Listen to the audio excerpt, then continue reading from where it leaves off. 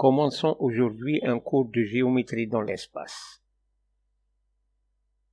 D'abord, nous allons définir un certain nombre de termes dans ce premier paragraphe intitulé « Vocabulaire ».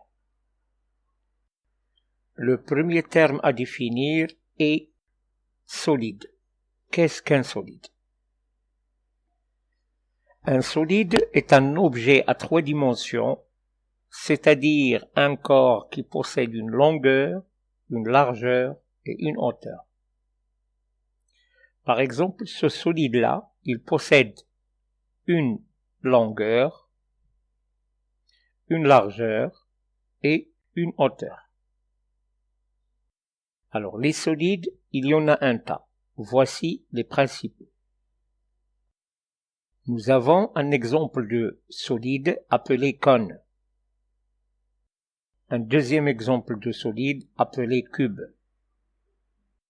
Un troisième exemple de solide appelé boule ou sphère. Boule si elle est pleine, sphère si elle est creuse. Nous avons ce qu'on appelle un pavé droit. Ensuite, un prisme droit. Une pyramide et enfin un cylindre. Pour les visualiser dans l'espace, nous allons regarder ces petites vidéos. Alors, dans cette première vidéo, nous avons un exemple de 4 pavés droits. La différence entre ces 4 pavés droits réside au niveau de leur base. Nous avons ici un prisme droit à base triangulaire. Ici, un prisme droit à base carré. Ici, un prisme droit à base rectangulaire. Et ici, un prisme droit à base pentagonale, c'est-à-dire un polygone avec 5 côtés. Dans cette deuxième vidéo,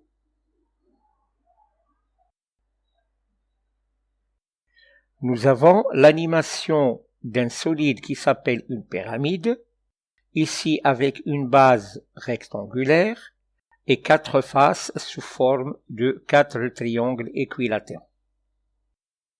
Dans la troisième vidéo, vous avez le solide qui s'appelle un cylindre.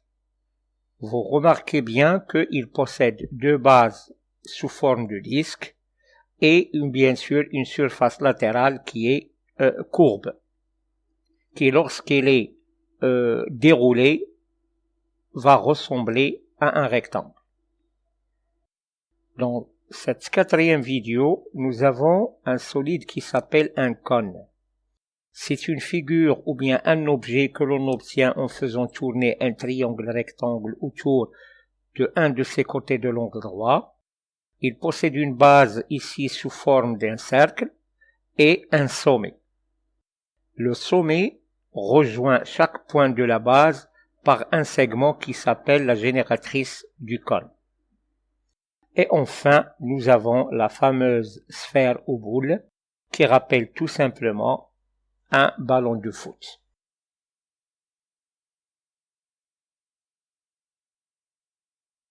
Alors, un solide présente un certain nombre de caractéristiques parmi lesquelles nous avons la notion de face, la notion d'arête et la notion de sommet. Nous allons les définir à travers un exemple. Alors, qu'est-ce qu'une face? Alors, une face d'un solide, c'est une figure plane, c'est-à-dire que l'on peut dessiner sur une feuille de papier, par exemple, sur un tableau ou sur toute surface plane. Il peut être sous forme d'un rectangle, d'un triangle, d'un carré, d'un cercle ou toute autre figure plane. Alors, si l'on considère ici l'exemple du solide qui est le cube, nous allons remarquer qu'il possède 6 faces. Chaque face est sous forme d'un carré et les côtés de ces carrés sont égaux. Voilà, vous remarquez ici que les faces sont opposées 2 à 2 et sont parallèles. Maintenant, on va passer à la notion d'arête. Qu'est-ce qu'une arête? Alors, une arête est une ligne commune à deux faces, c'est-à-dire que l'intersection de deux faces du cube, ou bien du solide, va donner un petit segment qui s'appellera une arête.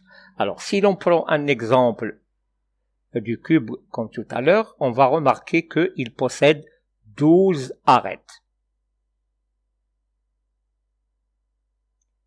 Et nous arrivons ici à définir la notion de sommet.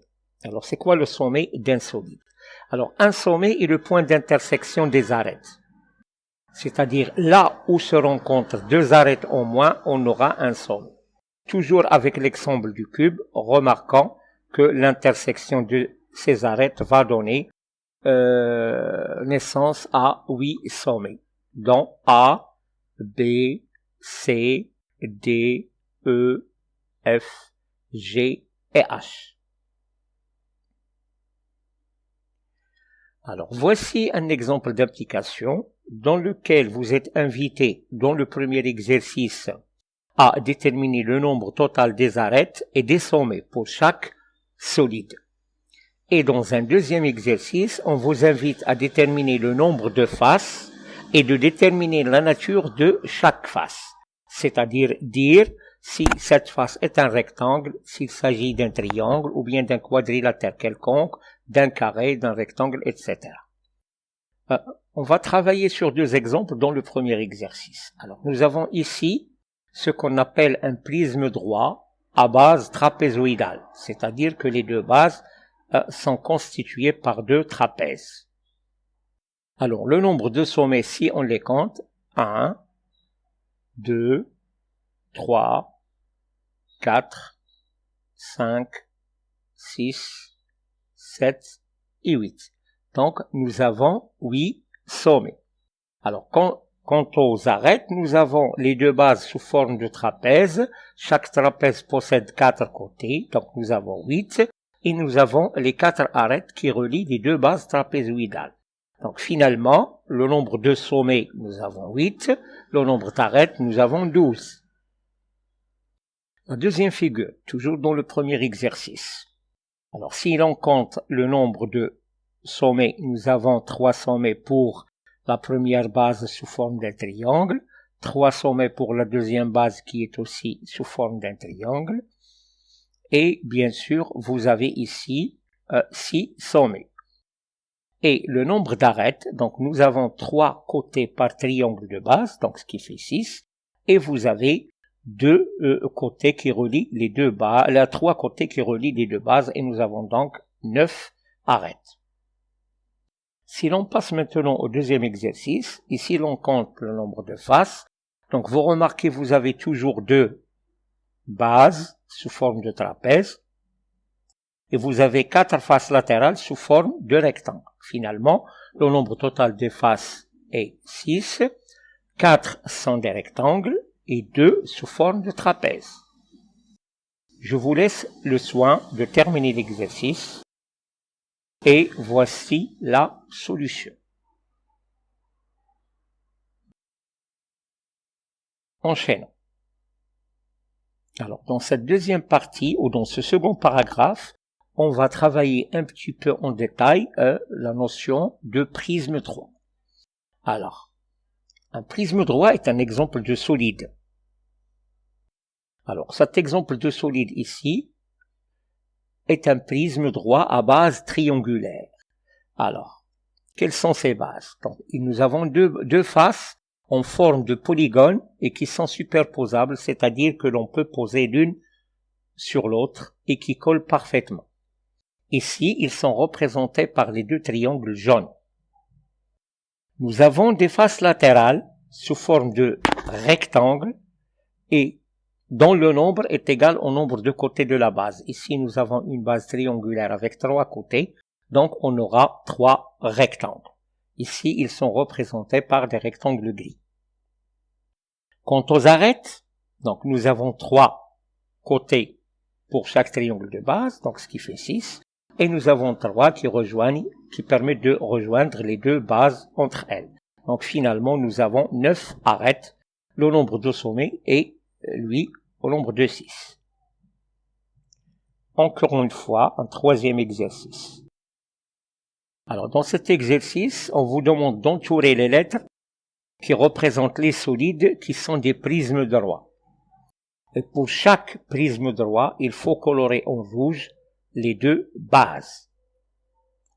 Alors, dans le solide A, on voit bien que nous avons ici 4 faces sous forme de triangle. C'est ce qu'on appelle une pyramide triangulaire, puisque ce sont toutes les façons des triangles, c'est ce qu'on appelle un tétraèdre. Donc, ce n'est pas un prisme droit. Quant au solide de la figure B, on voit bien qu'il a 2 bases qui sont triangulaires et 3 faces latérales qui sont sous forme de triangle, de rectangle, pardon. Donc, c'est un prisme droit. Donc, on va entourer la lettre et on va colorer en rouge les 2 bases. Le solide C, quant à lui, est un prisme droit encore une fois. Il a des bases sous forme de trapèze que l'on va colorer en rouge. Le solide D. Ici, vous avez en fait un cône auquel nous avons supprimé le sommet. On obtient ce qu'on appelle un cône tronqué. Donc, ce n'est pas un prisme droit. Pour le solide E, alors nous avons ici un prisme droit dont les bases sont sous forme de parallélogramme. Donc, c'est un prisme droit. Et les bases sont sous forme de parallélogramme. On va les colorer en rouge. Le solide C, lui, est un cylindre, c'est clair. Vous avez les 2 bases qui sont sous forme de disque et vous avez des hauteurs. Alors, le solide G, lui, est un pavé droit. Donc, c'est un prisme droit avec 2 bases sous forme de carré qu'on va colorer en rouge. Le 4e exercice, on vous demande de repasser en couleur une hauteur visible. Alors, qu'est-ce que ça veut dire une hauteur visible? Alors, vous savez que lorsqu'on fait la représentation d'un objet, d'un solide qui est en fait un corps tridimensionnel sur une surface plane, on respecte un certain nombre de règles. Alors, parmi ces règles, c'est que les arêtes qui sont visibles à l'œil sont tracées par des traits continus, alors que les arêtes qui sont invisibles, c'est-à-dire à l'arrière du plan, sont tracées par des traits en pointillés. Alors ici, on va chercher la hauteur. Qu'est-ce que ça veut dire la hauteur? C'est une arête qui va relier les 2 bases du solide. Alors dans le premier cas, nous avons un prisme droit à base trapézoïdale. Donc la hauteur, nous avons ici 3 hauteurs visibles, donc on va repasser une de ces 3 hauteurs. Dans la seconde figure, ou bien le second solide, nous avons toujours un prisme droit, mais cette fois à base triangulaire. Donc c'est un prisme droit. Alors, on voit bien que les bases sont sous forme de triangle, les faces latérales sont des rectangles. On voit bien que nous avons ici 3 hauteurs visibles, donc on va repasser une de ces 3 hauteurs. Le 3e solide, lui, est un prisme droit à base hexagonale, c'est-à-dire que la base ici est un polygone à 6 côtés. Hexa, ça veut dire 6. Alors, on remarque bien que sur la figure, nous avons 4 hauteurs qui sont visibles, c'est-à-dire dessinées en traits plans ou bien en traits continus. Donc, repassons une de ces hauteurs. 4e figure. Alors, ici, nous avons un prisme droit à base polygonale. Donc, si les 2 bases sont des polygones, sont des quadrilatères quelconques. Donc, nous voyons ici que nous n'avons que 2 hauteurs qui sont visibles, une à droite, l'autre à gauche. On va repasser donc une en couleur. 5e solide. Alors, le 5e solide, lui, c'est un prisme droit à base pentagonale. Vous avez ici des bases sous forme polygonale avec 5 côtés. Penta, ça veut dire 5. On remarque bien que nous avons 1, 2, 3 hauteurs visibles, retraçant une en couleur. Et finalement, le solide à la fin est un prisme droit à base triangulaire et nous avons 2 hauteurs qui sont visibles, donc repassons une de ces hauteurs.